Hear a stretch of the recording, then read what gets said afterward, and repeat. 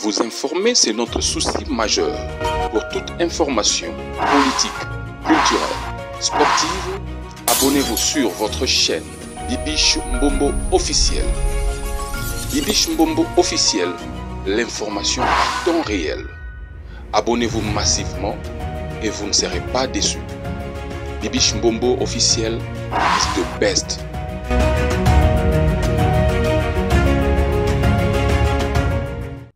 Dossier à Maria Tumba, j'espère que Ngana Bino Tolandi ce qui se passe dans les réseaux sociaux.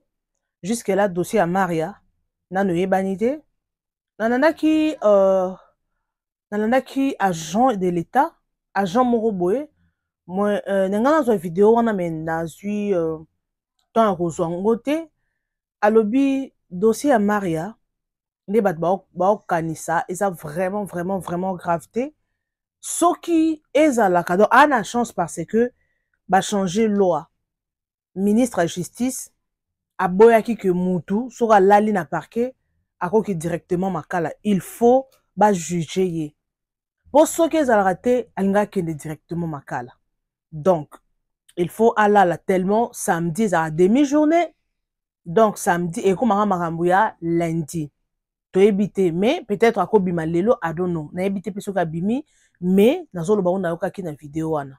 Alors, bato ebele avant match la bino ba vidéo oyo, Denis apesi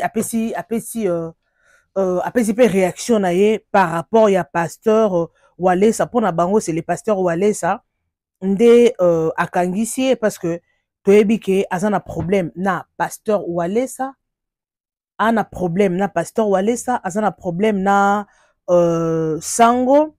Alors tomoni bakanga qui alors on ne sait pas ce qui réellement c'est le pasteur Walesa ou ce Sango balobi que nous avons un problème na ministère ya santé.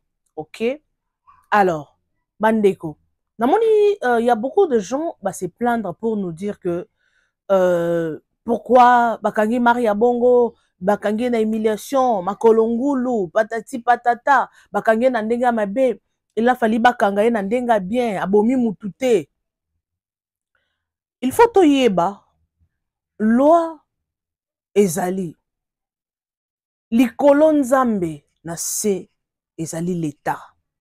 Il faut respecter la loi. Congolais totika sentiment.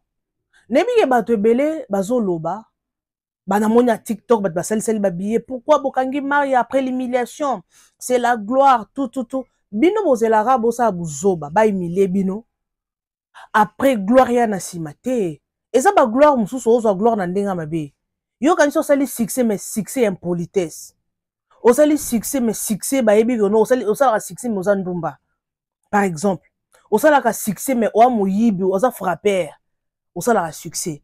Et ça, humiliation, nous sommes des gloire. Si la gloire ya mabe pezali. Si vous êtes d'accord dans un commentaire, le bara yes, non comprendre. Personne n'est contre Maria Tumba. Parce que pourquoi vous condamnez Maria Tumba? Pourquoi vous êtes jaloux envers elle? Non, on doit dire la vérité. Nengai na un peu partiel. Nazarana mbuma sentimenté. Je suis contre personne. Na linga kozaka juste.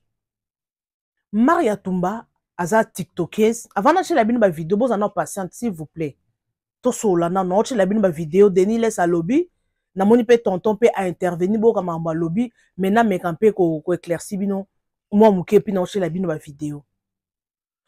Est-ce qu'il faut yeba Maria Tumba batinde les deux convocations? Ayeba ki, mais je sais pas ce qui écoute qui est na Chine pour na business personnel. Il a fallu fanda à ça la talobata en coulisses à ça les vidéos pour dire que soi-disant OPJ ce qui c'est ce qui nine à minimiser na OPJ bandero boyebike agent omoni soda aboma na soni omoni soda na se soni robeto masasi bango na bango barobuna mais yo civil oko humilié. Donc elo wana ça qui déjà bien té na éviter mutu soki soit disant aux premiers TikTokers wana mbongo mais zala pe na ba conseiller ya malamu.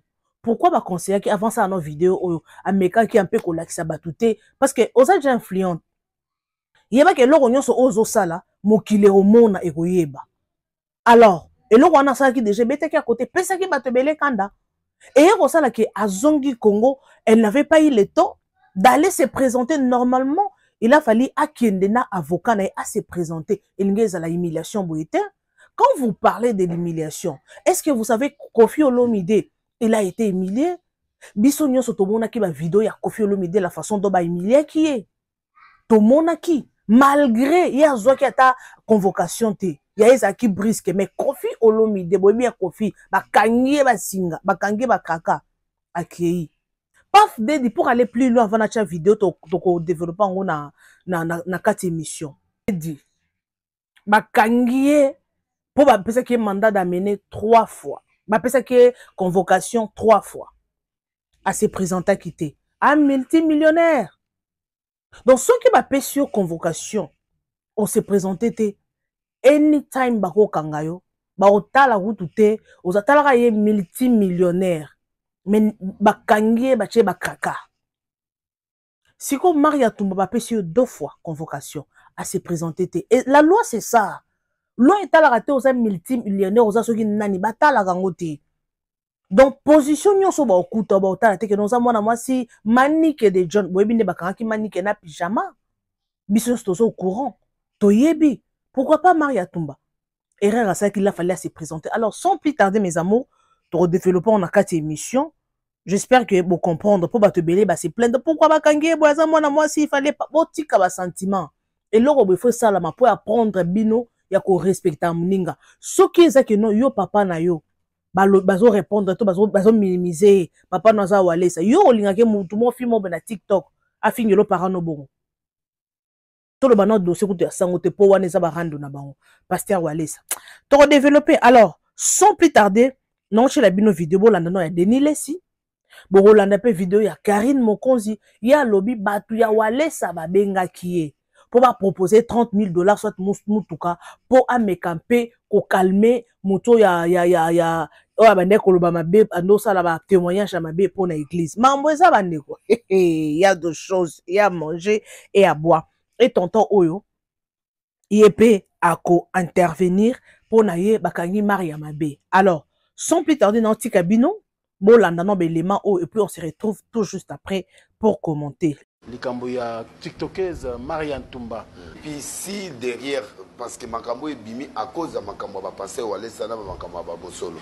Bon, si c'est vrai que il y a une accusation derrière, c'est pas bien. Peut pas descendre trop bas parce que c'est une guerre maintenant qui commence entre les TikTokers, les TikTokers, les gens des réseaux sociaux et les autres. Parce que ça, il y a la télévision. L'État s'assure des choses que oui, ma fille est à sauter. Ça, c'est très bien. Le ministre et la justice a prévenu, c'est ça. Là, on est d'accord. Mais, quel niveau que l'influence, il y a tout le monde pour une affaire. Moi, je crois que en Cambo, il y a télé où il y a comme une production. Après, ils ont passé au Alessa, ils ont la Bossolo, où il y a la lobby qui est à fondité. Le procureur, le ministère public a saisi des dossiers. Bon, à supposer qu'ils ont vrai. Mais en tout cas, si ça vient avec beaucoup de gens qui sont derrière, c'est pas parce que la minute où il y a Bimara pasteur, ça et Bimara ka Bosolo. Ato wangani et Bima. Et puis aux sous tout le monde n'a pas Bosolo a commis. Au commis sous. Il fallait va nonien. Allez se taire pour aux alaté que oh c'est pas l'arrestation non. Parce que moi j'ai parlé avec toi, oui, m'envoyer psaïna. Donc quand je vais voir des choses comme ça signifie que il y a quelque chose quand même. Donc moi je suis beau frère vraiment avec beaucoup de respect. Et Bobby Managata Likamboyo. Et puis moi je crois que c'est bon maintenant. Là, au Latian. Au Latian, on a passé. Il faut faire beaucoup d'efforts. Latian, on a publié dans la page. Pour communiquer dans la page, la seule publication. Oui, mais c'est un message. Autant que communication. Autant que la classe. Bien sûr. La communication, ce n'est pas nécessaire pour l'Oba. Du fait que tu as un point d'interrogation. Ça dit tu es content. C'est ça d'autres termes. Mais un message. Alors tu ne peux pas te réjouir de ta sœur, de ton frère, pour avoir été arrêté. Donc moi, je crois qu'il fallait se taire au Vandinao. Et puis, si c'est vrai que Walé Safunda qui est, bon, ça ne sert à rien pour Olimisa en tant que pasteur. Olimisa, alors à quoi bon de l'arrêter? Moi, je crois que tu as eu beaucoup de choses, beaucoup de gires, beaucoup de bilogos. Vous êtes au-dessus, nous sommes des hommes de Dieu. Quel est l'exemple qu'on va dire aujourd'hui des pasteurs? On fait arrêter les gens. Ah ouais.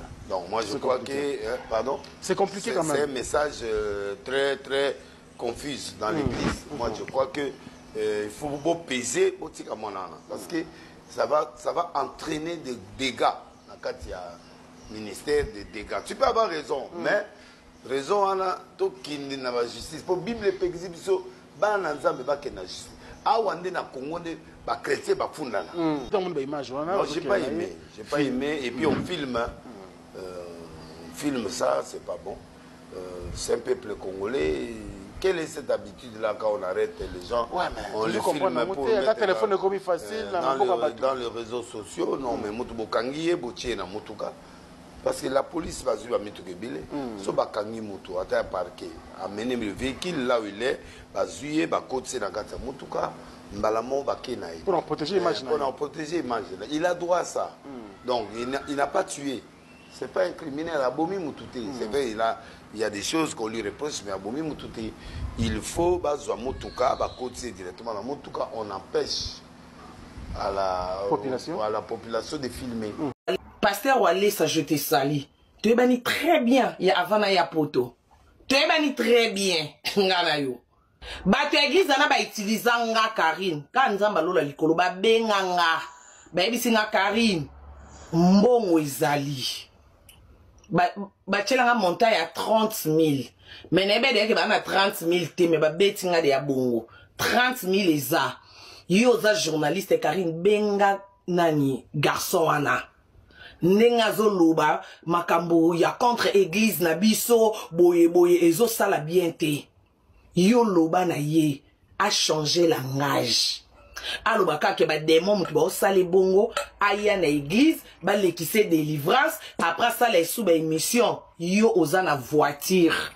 Soko lingi voiture te 30 000. Naka na pongi na ebisi tontoana problème te era benga ba kaka ba prophète na ba nanyo. Ba kaka prophète, ceux qui prophète te naza ceux qui mo sakol, ceux qui ba kombo mo be ba kanoka ya minene. Nebisi pas de problème ya na yo lala. Na kati era na lamu ki batindele ngana numéro ya prophète ango. Po makambo no lo banga Karine Mokonzi. Dobilo musubo l'exape maele te. Bo lekisaka maele te. Bo doze mukie. Kombo nzambe bo kyo utiliza ngo bongo te na sebo sa mambo msuli kolobo che kombo Yesu te. Botinde la nkute ba kakol ba benga nga balbaya la baronne chana sebo botinde la muta benga nga te. Ngana bengi mutu te na tindika message bo sila mamuke bo sambela nzambe. Place o nzamba za e alokwa place o bache bougie na sa mesa. Bat boyi ba ke kuna lumière isa bat boya. Ezate ko koluka batu na makasi fo miracle. Il faut kakato yo kakuna po lo bobina pe ba kongole bo mesena ba miracle yango wana bolingi ka mateya okobala okozwa diplôme okozwa mbongo bolingi ka ya bongo bandeko soki na sali vidéo wala déjà pour nous manifester colère kandananga je ferai un live là-dessus je vous dis déjà bonjour. Quand on parle de la justice dans un pays, ils en prennent relax exemple. J'ai comme l'impression que Mbogo Yabiso, rien n'a changé. Nous nous comportons toujours comme des animaux, excusez-moi, dans la Kanda. Nous nous comportons toujours comme des animaux, comme du bétail, parce que je suis d'abord avant tout un défenseur de droits humains. Moi, Manu militaire Inamoni, je viens m'élever contre cette arrestation. Pourquoi? Parce que il s'est passé des choses dans les réseaux sociaux. C'est que moi je condamne, je condamne ça. Mais ils apprennent à incompréhension. Tout pour moi, indifférence,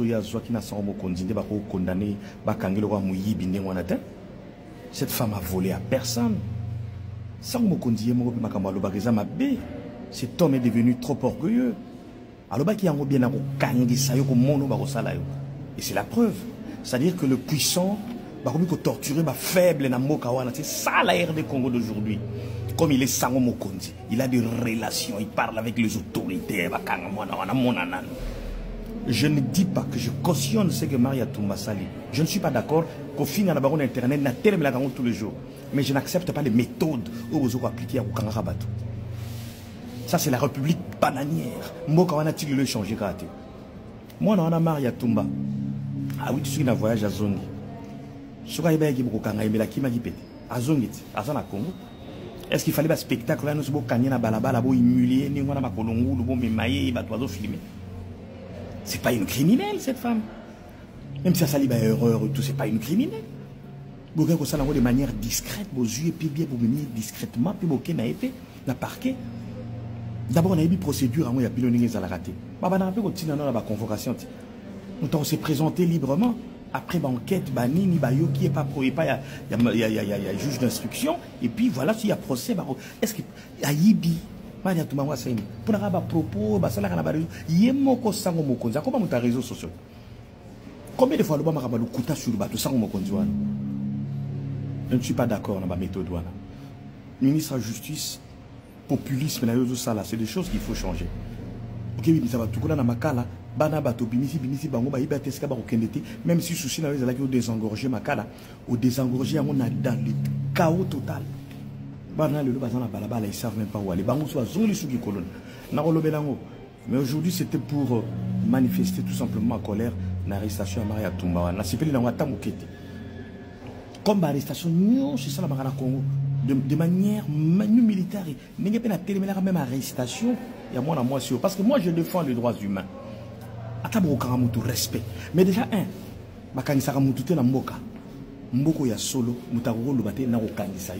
cela veut dire que nous sommes dans une république où les puissants matent les faibles.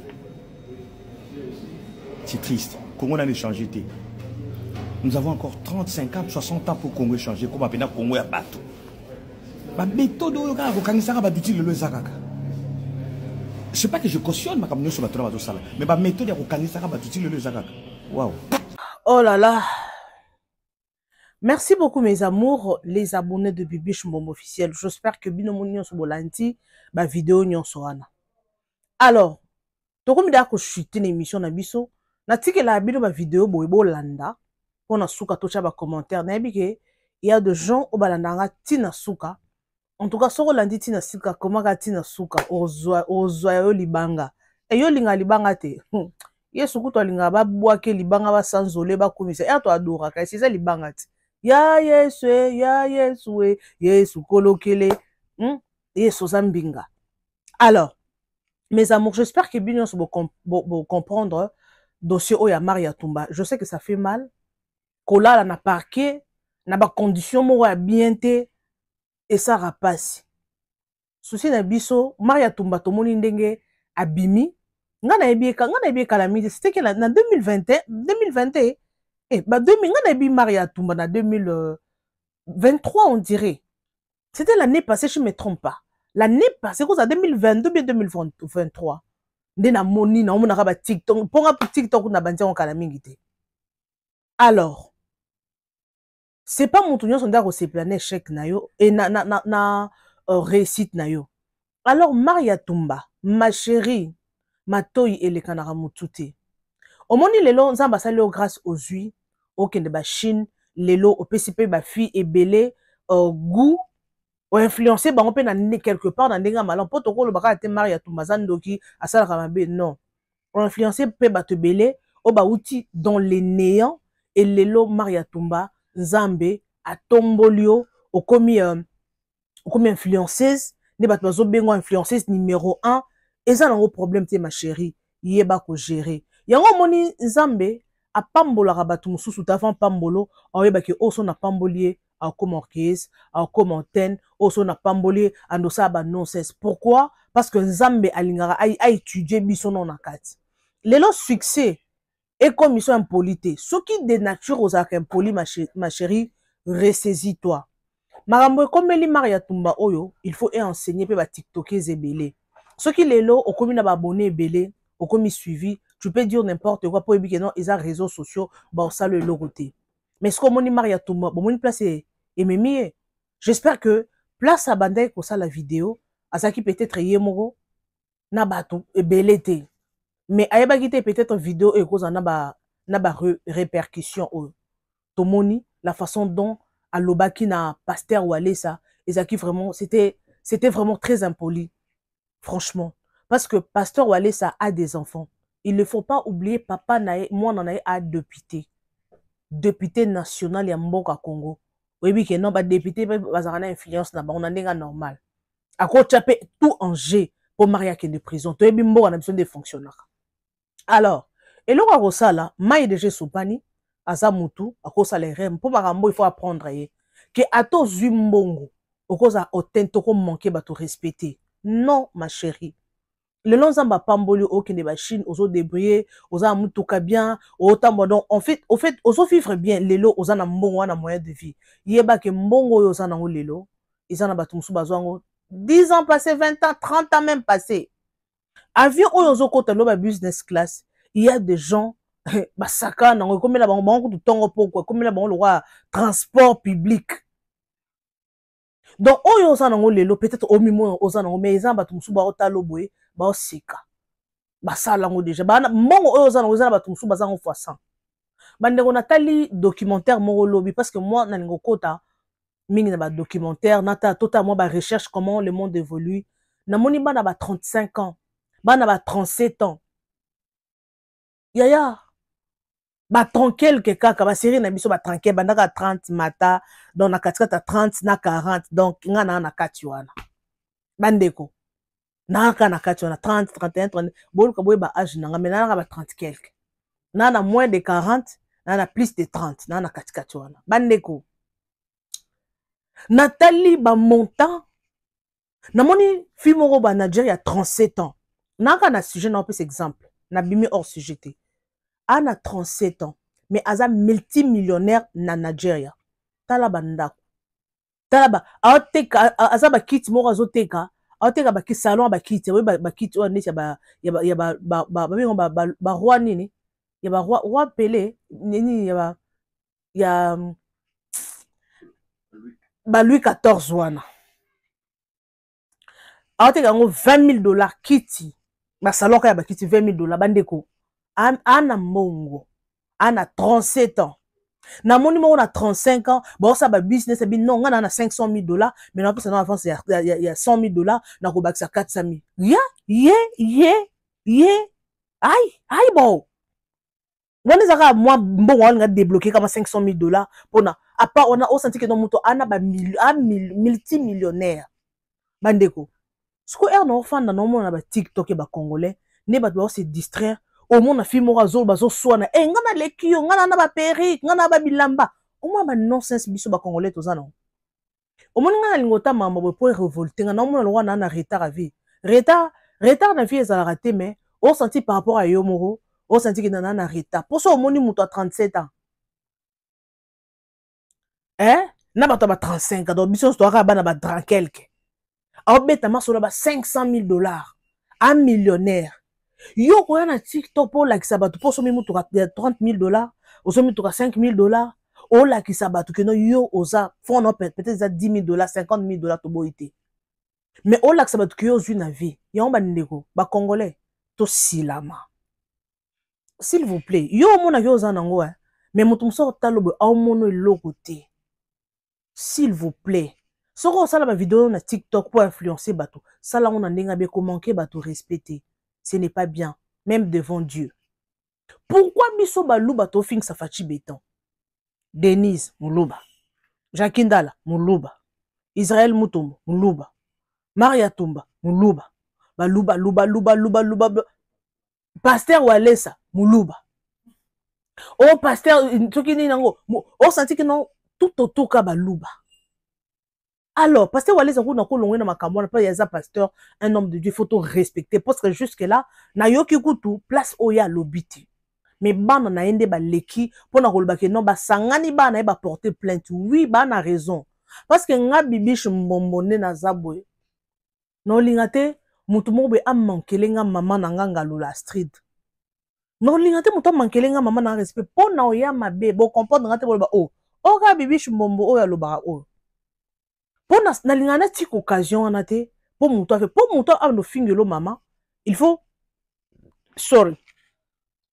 pe porter zala oya banda ko fingela alors na lingana sala mamnanga na se respecter po bat bayaka na ba commentaire po na ko finga donc soko finga na zaka soko finga na commentaire na bloquer yo oui parce que ngana finga raté soko yeka banto finga na ko bloquer o tika ko ta suna chaîne nanga te donc soko so commenter tia commentaire gentil po ngana finga moto te na lobaka vérité soko so na droit ya ko contredire o ngana lobby tu as raison mais soko ye ko finga na ko bloquer yo au moins na sous chaîne nanga te OK oui donc il faut tout fonctionner bon moni bato mususu ba laisser aller ezara trop po soko za mutu mo yo musano ka ko finga ba ba ya ko finga na ba commentaire moi je n'incite pas donc soko ye tia commentaire gentil pe sa point de vue na yo soko lingo ya à côté en tout cas na longolo na liste.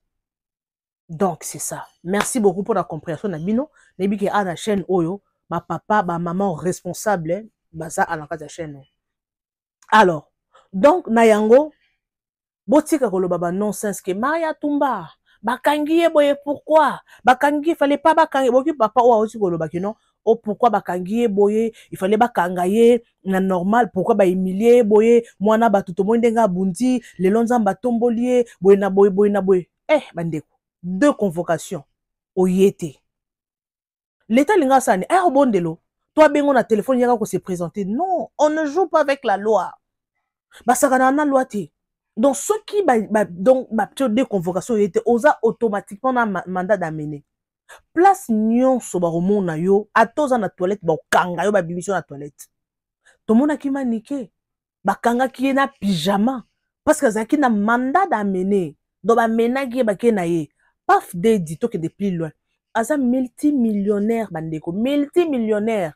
Ba pese mandat d'amener convocation 3 fois c'est présenté. Pour na ya mona ki aza multimillionnaire tellement amesa na ko coopérer par-ci par-là, aza na ana relation vous imaginez te.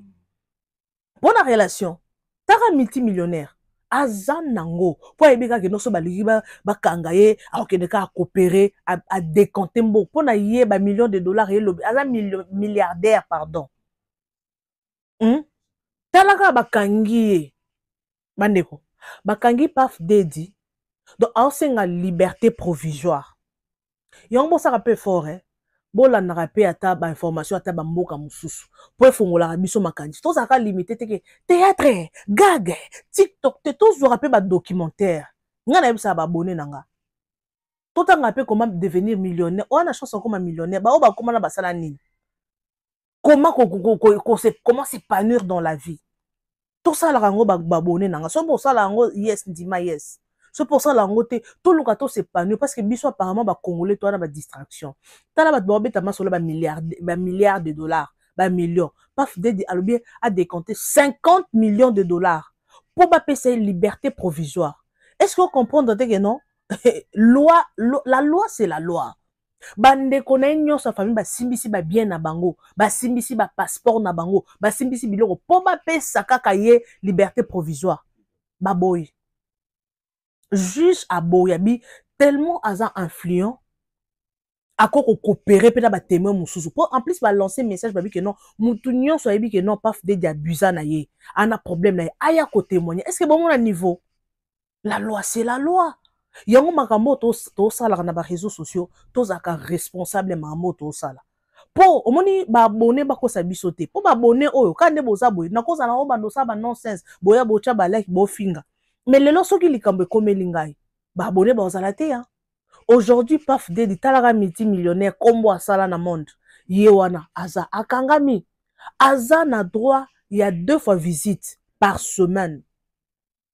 Kaka ba famille na ye, membre famille na ye po mutu mususu te. Po ndenga zana akomi ko boya même kolia ba biloko ya prison po ba ko empoisonner. Kosokola 3 fois. Bon, est-ce que bon au niveau? Kosokola 3 fois par semaine. Donc prison au hasard, donc prison le plus dangereux. Dans les États-Unis. Mais Anna Mbong, t'as 50 millions de dollars à décanter pour pas payer la liberté provisoire. Mais baboui. Est-ce que vous vous sentir que Mbong en a biso peso comme un niveau ya bongo et ça la bien bandeko. Congo na biso so comme un niveau à boy que non oza soki agent de l'état ou bien oza soki nani yango wana osali mabe oyibi mbongo ya l'état bakanga no bato bayibi mbongo na biso ya bacongolais bango mpe basalela bango prison na bango mpo biso mpe to respirer soki omoni ata na vie ata na famille partout soki la loi eza te discipline eza te bato bakosala n'importe quoi bato bakotambola bonyama mboka na biso il faut discipline ekota il faut justice esa mosala nango mpe congolais aza discipliné omona congolais ameli mai azwi bouteille atieka ya place afandi congolais azwi basalite ake abwaki na porte ya motu mosusu donc osenti na Congo salite eza par-ci par-là mpo congolais aza discipliné te aza discipliné te okolia makasa obwaki na se na mutuka olie bajoka ozwi obami bajoka olie ozwi okangisi yango na mutuka ofanda boye moto mosusu na mutuka afandela bajoka o nini bajoka ekangi elamba ebebisi elamba mpo na nini ta mentalité ya congolais mpo na nini congolais aza discipliné te partout il faut discipliner ezala il faut bato bakoma na TikTok bato bakoma na niveau que avant publier vidéo otali no eza wana na nini na YouTube avant to publier ba vidéo to tizelaka na YouTube apesa biso message otali YouTube a checker nanu soki oza na problème soki eza na problème a checker bien atali que non vidéo eza na problème te allez oko publier bateka no found no issue found batali ka tu n'as pas de problème au publier. Il faut ce que Congolais a comme un niveau bon dans les réseaux sociaux. Babanda pe ko tchaba ce qui est une vidéo à kofinga. Ce qui est donc TikTok n'importe pas maman na non c'est ça dans TikTok. Pour laisser aller les atos. Comment se fait-il un père de famille tout loin qui pasteur. Papa ya famille. Aux autres téléma pour na yo papa si o bande ko beta guida maman ma chérie. Oza mwana muluba. Toyebi ke bana baluba bakola na éducation moro en tout cas na ebité hein ba papa lelo hein mutu ba ko melenga na komata te mama bibiche bana baluba bazaka nde bazalaki na kala ngabité papa okosi bana baluba ba changea mwana muluba jamais okoki ko se tenir devant un papa ata ya papa aza papa na yote ofinga ye non baluba ba prena bana bango papa aza papa ata aza papa na yote okobenga ye papa. Maman ataza maman na yote okobenga ye maman parce que c'est ça il faut respecter. Mais le lo mona wulu bozo telema ofinga papa ya muninga. Boza ba aventurier ma chérie mon frère non, il ne faut pas toi encourager loko wana. Congolais soki muto akomi na mbongo akomi star dans maramunyo so sala ezaka mamba bien. Il faut ba encourager non, bozo aider ba touté. Ata biso pe to sa musala o to lo ba vérité to sala ba sentiment te. Congolais lingaka place o mabeza yazo azo bongo lango malamu place oya noir yazo bengango azo lo bango eza blanc non lelo maria osala honneur ya ba congolais auti na mikonga eza ne bato balobaki no eza commune reculée mais lelo mikonga obino boyebi eza bongo te mais Maria Tumba auti dans les néants alobeli musicien te asali soki ki jalo lote lelo abundi na ndenge na ye na ba rando na ye ya TikTok lelo Maria Tumba asa élevé ndinga zawana. Alors ma chérie, gardez toujours eloko wana. Pourquoi mobali o azana yo? Parce que na komi da ko chiter hein. To komi da na suka. Suko pourquoi mobali o yo azana yo apekisa ko makambo wana te? Mobali o azana normalement faut apekisa makambo. O mone to zana ba réseaux sociaux boy. Soki o moni muto sa ba nonsense na ba réseaux sociaux. Il faut ta jarni ya mobali o azana ye. Moi je dis ça souvent. Pour ce que ça mobile moka ya likolo ba pick and pour mobile normal comment otika moi sinayo asa ba nonsense a manquer ba tout respect allo ba nonsense na ma réseaux sociaux yo mobile ya normal au fandi pe au mona moi sinon ça ba nonsense wana musala ezani musala na yo ezanini to ozana moi si moko boniki mobile no aza muta ba réseaux sociaux asa ba nonsense azo dans le bara en général ba nonsense. Mais aux autres tolérants, non, aux autres aider mouningate. Soit bien que moi, si notre mobile dans sa corps médiatique, il faut contrôler. Yo, aux a manager na numéro 1. Au banogo, c'était bébé. Attends, na nenga chobra, c'est fandi au calme. Chérie, koto lobby ma bé. Te zalabo. Pour garder notre crédibilité à couple nabino. Quand aujourd'hui on parle de Maria Tumba, azo manqué bato respect. Tout le monde a mobile ne Kevin, n'a occupé bakangi, je ne sais pas si c'est vrai. Balobi que non akoli dans une bonne famille.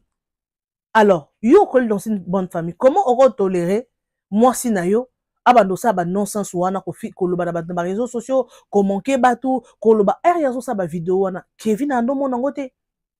Pour Kevin wana asape na ba famille na ye Maria Tumba na komi na suka ma chérie petite sœur ndeko na pona réseaux sociaux batu nyoso bazaka bana mike.